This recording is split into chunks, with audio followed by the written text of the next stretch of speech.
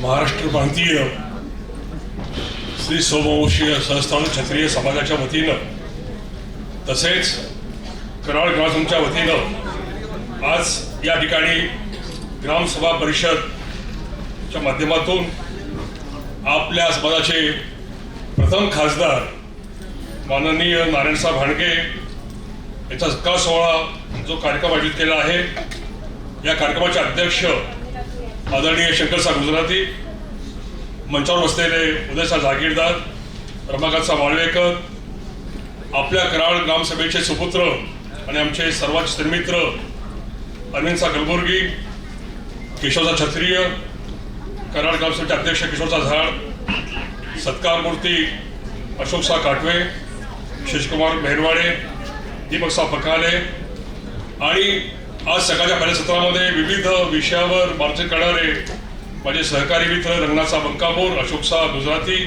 विलाससाहेब कटारे, मंचावर बसलेल्या सौ सुनीता क्षत्रिय, सन्माननीय व्यासपीठ आणि महाराष्ट्र, कर्नाटका, तेलंगणा, गुजरात, राजस्थान व विविध भागातून आलेले सर्व समाजाचे प्रतिनिधी, बंधू आणि भगिनींनो, आज आपण या ठिकाणी आपल्या समाजाचे प्रथम आलेले खासदार झालेले नारायणसाहेब भांडगे यांचा सहस्त्राणू रत्न पुरस्कार देऊन त्यांचा सन्मान आपण केलेला आहात. मी एक राजकीय कार्यकर्ता आहे.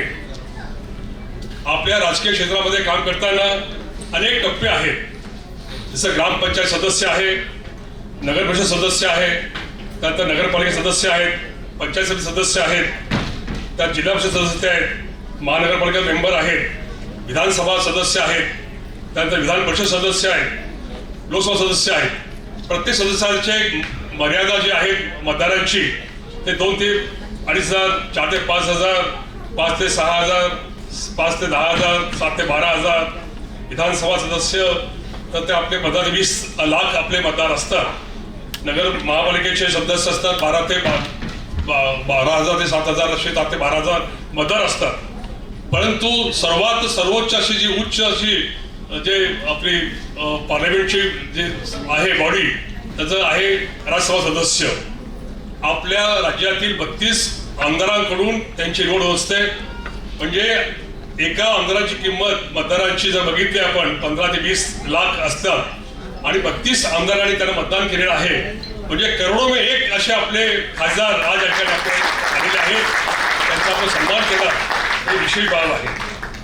आज बघतोय आपण समाजामध्ये काम करताना सर्वात प्रथम जे मजबूत असताना आपली जी आहे बाब ती संघटना ही मजबूत पाहिजे. संघटनेमध्ये आपण काम करताना अनेक असे पैलू आहेत. संघटनेमध्ये कायदा आहे, परंतु कायदा नाही पण व्यवस्था आहे. सूचना नाही पण समजदारी असते.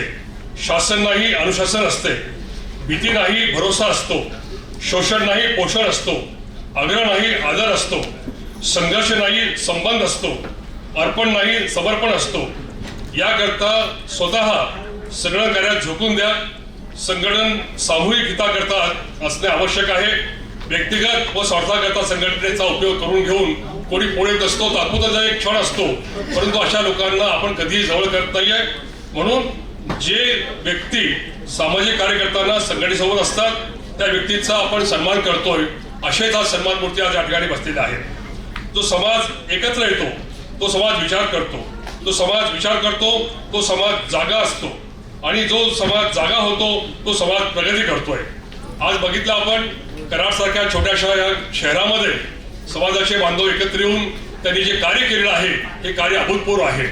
पैसा नाहीये, संघटना अत्यंत लोकसंख्या कमी असताना देखील त्यांनी मागच्या 12 वर्षापूर्वी मंदिर बांधलं आणि या संघटनेच्या माध्यमातून ते समाजसेवा करतायत. ही बाब विशेष आहे. आज आपण अनेक विषयावर अनेक पैलूवर आपण ऐकलेली आहात, आपण चर्चेमध्ये भाग घेतलेला आहात. परंतु या सर्वात प्रभावी माध्यम जे आहे आजच्या काळामध्ये तर ते म्हणजे सोशल मीडिया. पुढचा काळ असा होता की आपण एका गल्लीमध्ये राहायचो, एका विशिष्ट भागामध्ये राहायचो आपण. त्यावेळेला गावामध्ये दौंडी म्हणजे वराडी माणूस असायचा. तो कुठलेही शुभ कार्य असो किंवा अशुभ कार्य असो तो घरोघरी फिरून तो संदेश द्यायचा की आज अमुक घरामध्ये उद्या लग्न समारंभ आहे, आपण सहपरिवार लग्नाला या. किंवा अमुक घरामध्ये दुःखद घटना घडलेली आहे, कोणी माणूस मय झालेला आहे तर आपण अंत्यविधीला या, असा एक वऱ्हाडी माणूस त्यावेळेला काम करायचा. परंतु आज शहराचा विस्तार वाढलेला आहे, शहरात अनेक कॉलन्या झालेल्या आहेत, अनेक असे अपार्टमेंट झालेले आहेत, परंतु सर्वांना एकत्र आणणं हे शक्य नाही आहे. म्हणून आजच्या काळामध्ये आपण मोबाईलद्वारे आपण एकत्र येतोय. त्यामध्ये व्हॉट्सअप आहे, फेसबुक आहे, SMS आहेत. जसं धीरूभाई अंबानी जेव्हा ते मोबाईल त्यांनी चालू केलं ते म्हटले, मैं अगले समय में दुनिया मुठ्ठी में लावूंगा, म्हणजे जग मी मुठीत आणणार असं त्यांनी बोलले होते. ते जग म्हणजे आज आपण मोबाईलच्या माध्यमातून जगातील जे घडामोडी घडतात, देशात घडामोडी घडतात, राज्यात घडतात, आपल्या शहरात घडतात, त्याचं उत्तमभूत माहिती आपल्याला या मोबाईलच्या माध्यमातून आपल्याला आज माहिती घेता येतं. परंतु हे कार्य करताना आपण चांगले विधायक सूचना असतील, विधायक कार्य आपण जे केलं असतो त्या विधायक कार्याची माहिती त्यात देणं आवश्यक आहे. परंतु काही असे स्वार्थी लोक आहेत, ते फक्त मी काय केलं, मी काय करणार आहे, मी असं करतो, मी तसं करतो असे बोलणारे व्यक्तिगत असतात. परंतु त्या व्यक्तींचं फक्त सोशल मीडियावर त्यांचं नाव असतं, बाकी यांना गावातला माणूस बसतो शेजारचा आपण ओळखत नाहीये.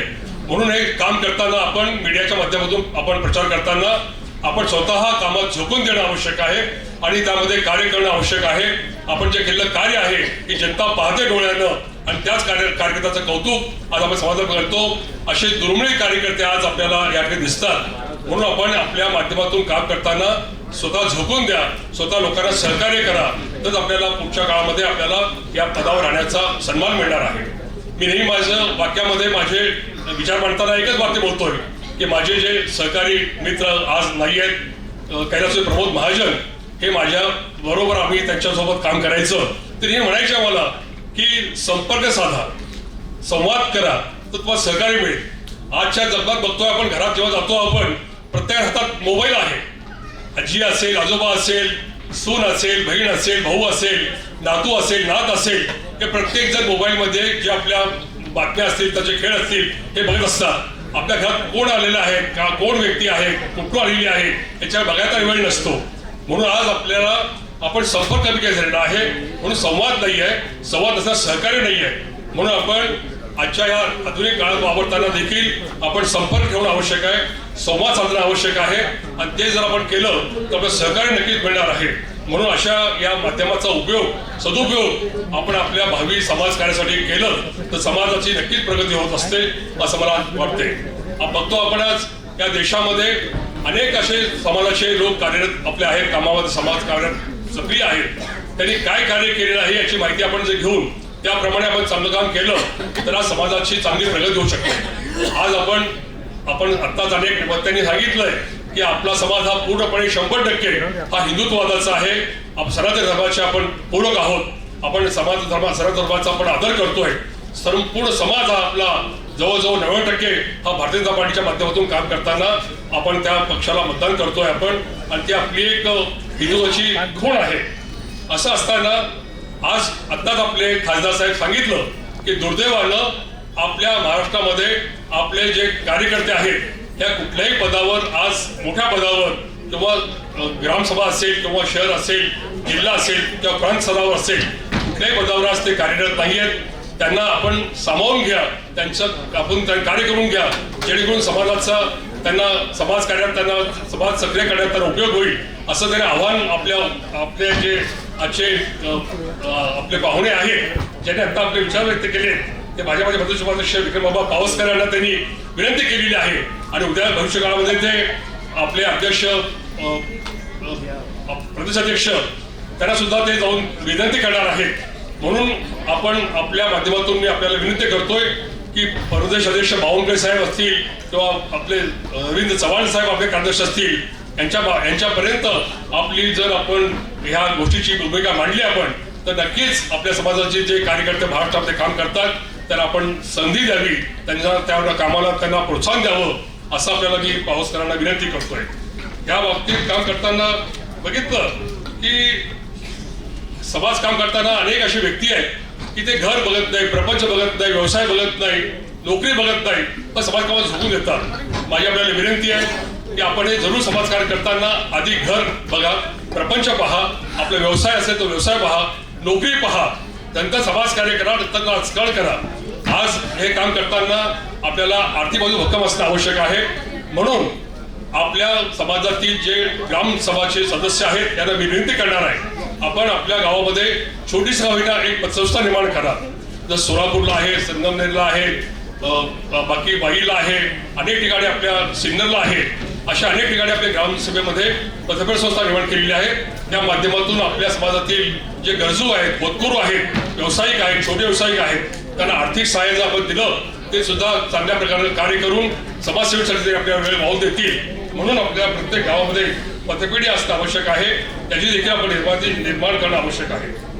आज आपण बघतोय आपण की समाजामध्ये काम करताना आपल्याला जागा हवी असते, भवन पाहिजे, आपल्याला मंगल कार्यालय हवं आहे, पतपेढी आपल्याला हवी आहे, आपल्याला मंदिर बांधायचं आहे, आपल्याला अभ्यासिका बांधायची आहे. या जागेची आपल्याला गरज असते. पण तो दुर्दैवानं आज बघितलं जागेच्या किमती गगनाला भिडलेल्या आहेत. पण तरी आपल्याला एक चांगली संधी आहे. आपण आपल्या गावामध्ये जेव्हा ग्रामसभा स्थापन करू, संस्था निश्चित करू आपण, त्यावेळेला आपल्याला सरकारकडं हक्कानं जागेची मागणी करता येते. मग ते नगरपालिका असो, महानगरपालिका असो, त्या माध्यमातून नगरसेवकांच्याकडून प्रस्ताव मांडून आपण